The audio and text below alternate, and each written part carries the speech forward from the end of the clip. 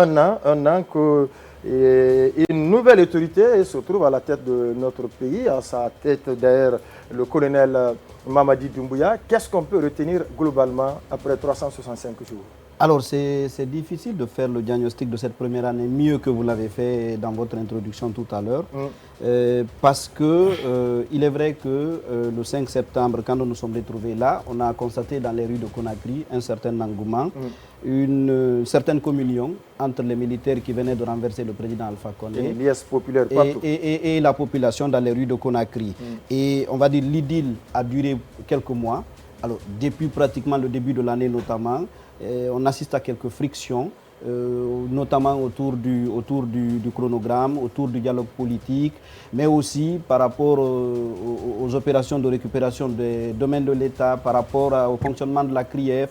Il y a certes des intentions qui sont annoncées et il y a un volontarisme qui est manifesté, mais dans la matérialisation de tout cela, il y a quand même des contradictions, il y a des avis divergents, au point que aujourd'hui, quand on observe le climat, l'espace sociopolitique, on a l'impression d'en avoir pas suffisamment progressé. On a l'impression que le contexte qui prévalait à l'avènement du CNRD le 5 septembre est identique à celui que nous sommes en train de vivre aujourd'hui. C'est dynamique quand même.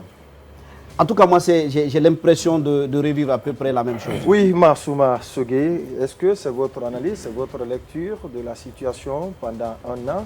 Le pays est dirigé par les militaires, le CNRD, à sa tête le colonel Mamadi Doumbouya. Alors, moi, je suis mitigée. Il faut le dire, hein, Boubacar Sanso l'a dit, on a quand même vu un petit changement, un revirement de situation d'une certaine manière. Faut quand même reconnaître qu'on est... Est-ce que ce ne sont pas les conséquences des actions, des actes posés sur le terrain? Oui, parce que les grandes réformes quand même sont douloureuses. C'est bien possible, c'est ce que j'allais dire.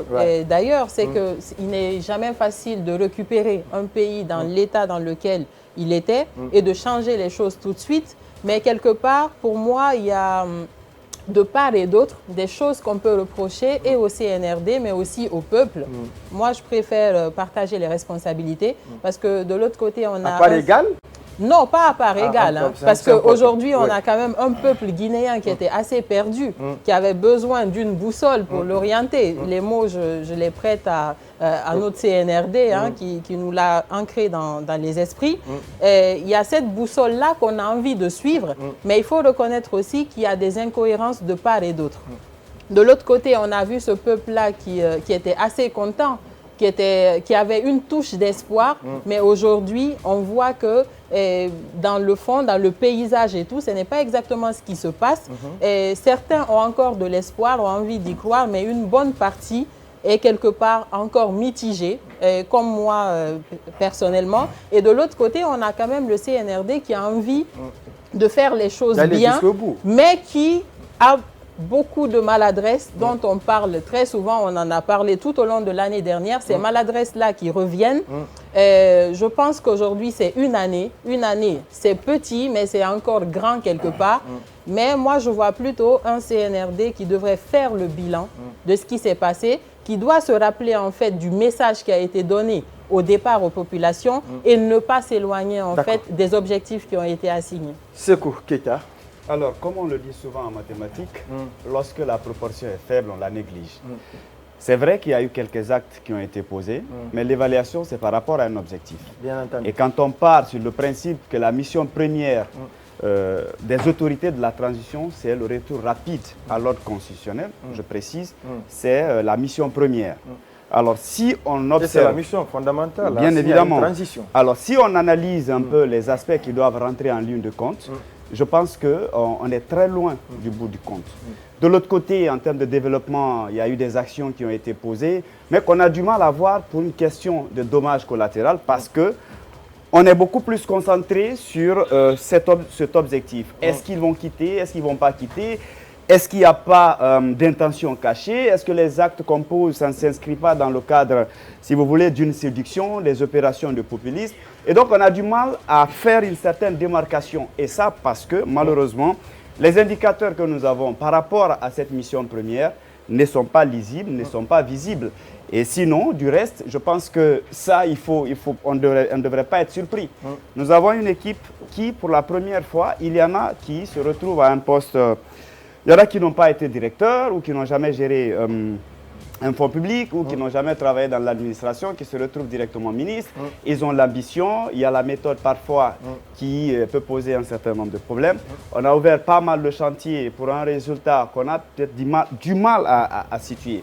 Donc je pense qu'aujourd'hui, dès que le CNRD va accepter qu'il ait une certaine lisibilité par rapport à cette mission, c'est-à-dire qu'on nous dise clairement, nous avons, par rapport au retour à l'ordre constitutionnel, voilà ce qu'on a posé, voilà ce qu'on compte faire. Oui, ça a été dit, mais vous et moi, entre nous, personne d'entre nous ne peut nous certifier, par exemple, qu'on a commencé la transition. Ça, on ne le sait pas. Donc, il y a des actions qui sont posées. La CRIEF, c'est clair que ça va crier. Elle va tout à l'heure nous éclairer davantage. Donc, oui, Lamine Monyouma Sissi. Oui, et non, il ne m'appartient pas d'apprécier, mais je vais faire l'effort de relever certains points qui me paraissent importants pour permettre aux téléspectateurs, à ceux qui nous suivent, d'apprécier le bilan du CNRD. D'abord, je suis en grande partie, je suis d'accord d'ailleurs avec Sékou qui dit que une transition est jugée à l'aune des efforts fournis pour le retour à l'ordre constitutionnel. À ce jour, est-ce qu'il y a des efforts, est-ce qu'il y a des actes tangibles à mettre à l'actif du CNRD dans ce cadre-là? La réponse pour bien d'observateurs, c'est non. On est encore à la phase... CNT qui est mis en place, l'organe est en train de travailler sérieusement sur le terrain. Oui, vous avez, dans la synergie, on a écouté le colonel Amara qui dit qu'on ne peut pas organiser une élection sans la Constitution. On ne peut pas organiser une élection sans le fichier. Il ne nous a pas dit qu'on ne peut pas organiser une élection sans le CNT.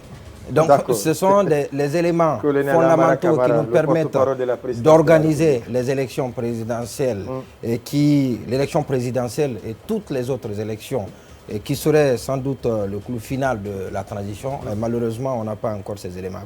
Par ailleurs, il y a des efforts non moins négligeables qui ont été fournis. Dans le cadre, par exemple, économique, et moi j'ai été, parce que je m'intéresse bien à ce sujet, j'ai été agréablement surpris pour un régime de transition, de maintenir les agrégats, de maintenir les acquis macroéconomiques. Et aujourd'hui, j'ai regardé avant de rentrer dans ce studio le tableau, il n'est pas mal. Et le tableau il est plutôt reluisant. En tout cas, c'est pas moins que ce qu'on avait avant. Disait hier qu'il est orange. On n'est pas loin de la couleur verte. Alors, les indicateurs macroéconomiques ne sont pas rouges. Et ça, c'est important pour un régime de transition connu d'ordinaire budgétivore. Alors, deuxième chose, c'est dans le cadre économique, c'est les mines. Mais c'est vrai qu'il y a des efforts, il y a une volonté exprimée, mais malheureusement, il y a encore de l'incertitude. Et les acteurs ne sont pas rassurés. Je suis content d'avoir ici sur le plateau le Premier ministre qui a rencontré tout récemment les acteurs dans ce domaine-là. Et parce que nous savons que l'essentiel de nos ressources, on les tire dans le domaine minier. Et puis, l'autre chose importante et qui est évoquée par tout le monde, c'est la justice. La justice, et c'est d'ailleurs le chemin de fer de cette transition, selon ce qu'on a entendu du colonel Mamadi Doumbouya à sa prise du pouvoir. La boussole de la transition sera la justice, mais l'impression aujourd'hui que cette justice dans son fonctionnement donne que c'est une justice qui est orientée contre une partie. C'est ce qui se dit.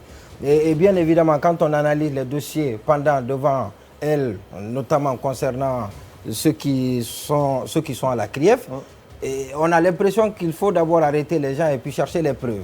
Et jusqu'ici, on n'a pas exactement les éléments concrets à reprocher à ceux qui sont en prison. Et ça se susurre d'ailleurs que c'est ce qui fait que les choses retardent. Donc, à double, le tableau, le tableau, ça dépend de l'angle par lequel on le voit.